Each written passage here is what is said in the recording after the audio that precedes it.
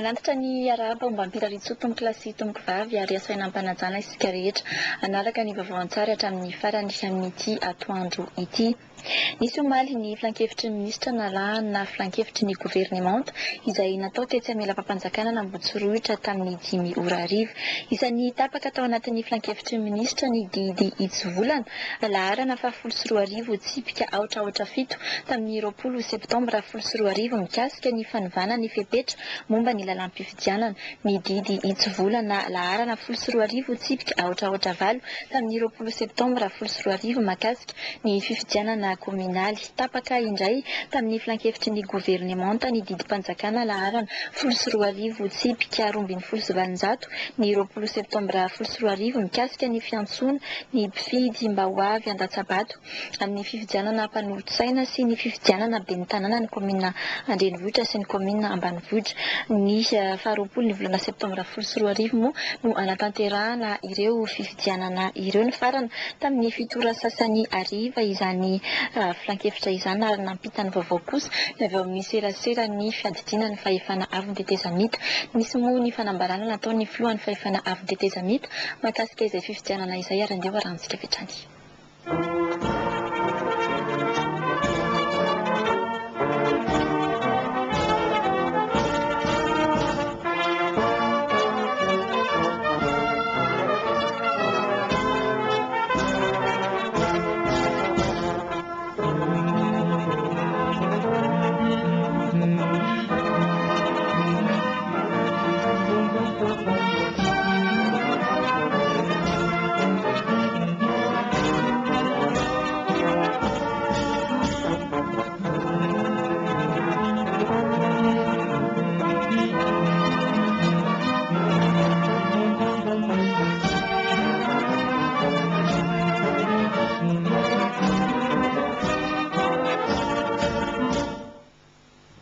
Ry malagasy mpiray-tanindrazana, araka ny fanambara omaly alahady fa 7 septambra 12 dia andray ny andraikitra tandefy azy ny fitondrana mpanatanteraka tao aoriana ny fahavitany ny fianam-be-pirenena niarahany solotenany malagasy rehetra avy amin'ny lavalnosy izay nanapa-kevitra ary dia notolorany ray aman-dreniny Njoro sy ny fiarahamonim-pirenena ny tenako androany tamin'ny fomba ofisialy ireo fe-kevitra tapaky ny fionam-be.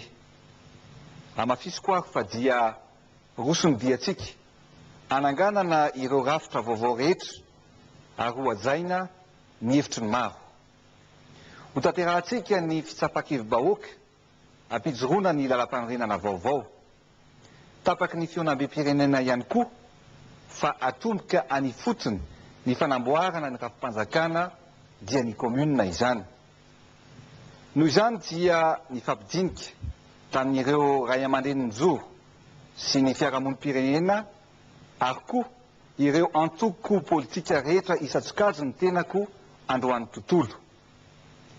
Satria dia nanapa-kevitra ny fitoenan-doha-pirenena fa hosoloana PDS avokoa ireo ben'ny tanàna rehetra manerana ny nosy ary mianolotra an'izany PDS izany dia ny vahoaka avy any fotony. Rariny tokoa raha averina amin'ny vahoaka ny fahefana fa mba tsy isiany savorovoro, mba tsy isiany ny disadisa, fa mba isiany ny filaminana dia rariny sy intsiny raha ny vahoaka no anapaka ireo ben'ny tanàna izay tena safidiny amin'ny alalan'ny fifidianana.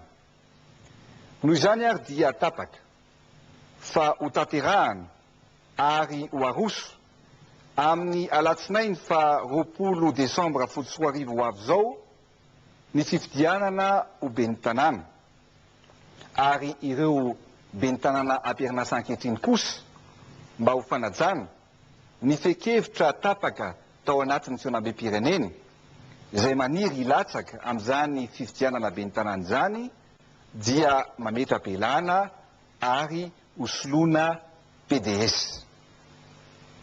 Ireo tetiandro mikasika ny fifidianana rehetra kosa nefany dia tsy misy miova fa ho tanterahana atsakany sy andavany. Fanapa-kevitra feny fahendrena ho iaho no ho tanterahantsika ary repoblika fahaefatra tsy misy romoromo no faniritsika. Koa aleo ny hery politika, aleo ny olona tsirairay avy, ny vahoaka na ny olom-pirenena no isafidy izay tena tiany hitatana miainga avy any fotony ary miakatra any amin'ny fifidianana solombavam-bahoaka ary miafara any amin'ny fifidianana faratapiny ny filoham-pirenena izany.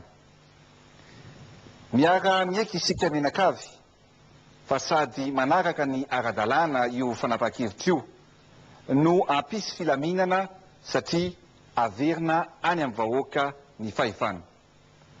Ry malagasy mpiray tanindrazana, matoky ny tenako fa hiara manao soroka miara-milanja sy tongotra miara-mamindra ny vahoaka tsy vaky volo satria fireneko, firenenao ary firenetsika i Madagasikara. Masina ny tanindrazana, misaotra tompoko lahy, mankasitraka tompoko vavy.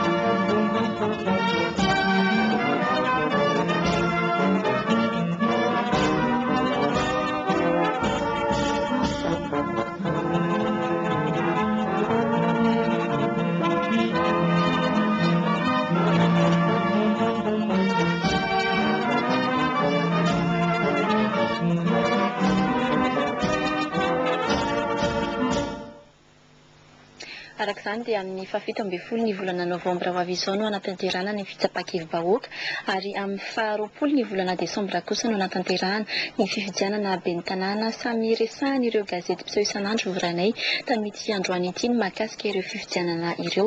Ankoatra izay dia isan'ny asongadiny ireo gazety ireo ihany koa ny mahakasika ilay malagasy izay nisy naka ankiry ny tany Niger. Leo rahantsika ny famotinana miaraka ny lalao Ester eo misy ary ny feno Randriamalala.